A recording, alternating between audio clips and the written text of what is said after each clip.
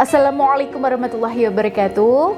Ya, sahabat bunda yang dirahmati oleh Allah. Ya, video ini saya khususkan buat sahabat bunda yang saat ini masih mencoba mempertahankan rumah tangga dengan kondisi yang boleh dibilang berat ya, dimana bunda itu hidup bersama suami yang zolim, yang kasar, angkuh, egois, bahkan peselingkuh. Saya tidak tahu persis berapa jumlah istri yang mengalami kasus semacam ini, tapi saya meyakini bahwa para bunda yang mengikuti konten-konten saya juga mengalaminya. Nah, saya tahu bun, saya paham, mempertahankan rumah tangga bersama suami yang zolim itu ya sangat tidak mudah. Banyak di antara para istri yang akhirnya memilih untuk bercerai saja. Nah, kalau kondisinya memang memungkinkan untuk bercerai, maka bercerai tentu bisa jadi solusi terakhir yang bisa kita ambil untuk menyelamatkan diri kita. Tapi, bagaimana jika kondisinya kita itu tidak siap untuk bercerai? Belum lagi kita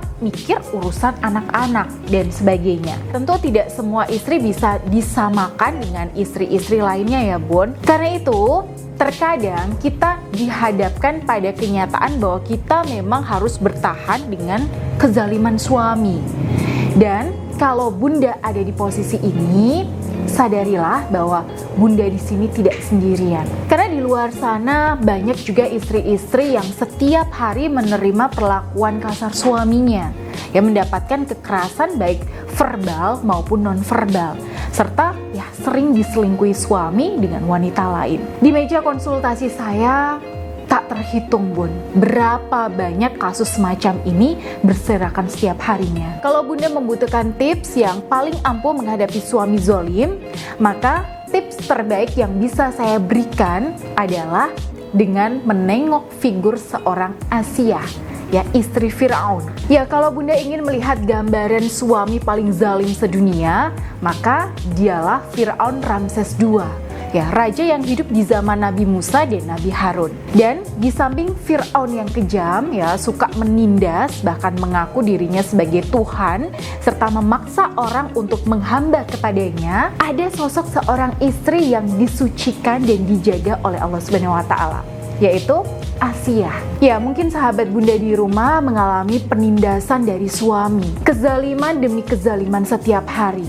Ya, perlakuan yang kasar, ego yang besar, dan sebagainya. Bahkan mungkin di antara sahabat bunda ada yang suaminya itu tenggelam dalam maksiat, suka berjudi, main perempuan, mabuk-mabukan, dan sebagainya. Tapi seburuk-buruknya suami bunda tidak akan melebihi level kezaliman Fir'aun yang mengaku dirinya sebagai Tuhan dan berani menantang Allah. Kalau sudah seperti ini kan namanya sudah kafir ya bun, dan benar-benar di luar batas. Dan kira-kira seperti apa rasanya ada di posisi Asiyah yang beriman kepada Allah. Nah, setidaknya ada beberapa hikmah yang bisa kita ambil dari kesabaran Asiyah ini.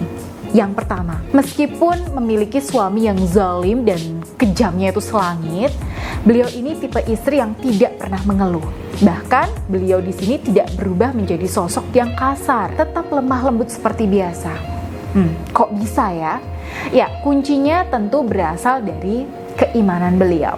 Lalu yang kedua, dengan kesabaran dan kelemah lembutan beliau di sini bisa mengubah keputusan Fir'aun yang terkenal keras dan bengis itu. Oke, cerita sedikit ya bun.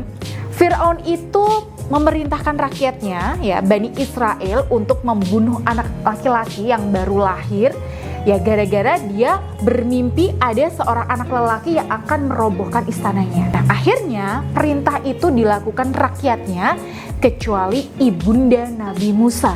Ya, Nabi Musa akhirnya dihanyutkan nih ke sungai ya sampai ditemukan oleh keluarganya Fir'aun. Dan ketika ada di tangan Asiyah, istri Fir'aun, sebenarnya Fir'aun ingin membunuhnya.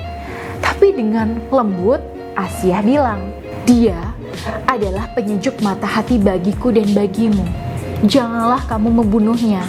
Mudah-mudahan dia bermanfaat kepada kita, atau kita ambil dia menjadi anak." Ini diabadikan dalam Quran surah Al-Qasas ayat 8-9. Ya, gara-gara ucapan sederhana semacam ini, Fir'aun membolehkan istrinya mengambil anak laki-laki yang Artinya dia itu sudah melanggar perintahnya sendiri. Nah, di sini apa kuncinya, Bun? Kok seorang suami yang keras hati itu bisa luluh begitu saja dengan istrinya? Kuncinya adalah kata-kata yang manis, kata-kata yang positif, dan kelembutan. Jadi Ibunda Asiyah sendiri itu tidak pernah menunjukkan perlawanan kepada suaminya secara terang-terangan. Jadi kalau diterjemahkan pakai bahasa yang biasa saya pakai nih, Asiyah ini memposisikan dirinya di samping suaminya sebagai teman, tidak saling berhadap-hadapan sebagai lawan. Nah, posisi semacam ini itu akan membuat suami lebih luluh dan mau mendengarkan istri. Sahabat Bunda yang dirahmati oleh Allah, saya tahu posisi seperti ini itu nggak mudah ya. Berumah tangga dengan suami yang zolim itu ya sama sekali nggak mudah. Kita butuh iman yang kuat, ya, kekuatan batin dan energi spiritual yang cukup besar. Dan kita butuh keberserahan secara total kepada Allah, ya, tidak menjadikan suami sebagai gantungan kebahagiaan kita, dan self love yang cukup, serta support system yang memadai. Salah satunya lingkungan yang positif yang bisa menguatkan kita. Nah, tapi hikmahnya bisa jadi kita dipaksa keadaan untuk dekat sama Allah. Karena itu kalau Bunda membutuhkan bimbingan ya untuk melalui fase yang berat ini, maka Bunda bisa menghubungi saya melalui nomor yang ada di sini, atau Bunda juga bisa klik link yang ada di bawah video ini. Semoga ini bermanfaat buat para sahabat Bunda semuanya, dan saya Bunda Ayu. Wassalamualaikum warahmatullahi wabarakatuh.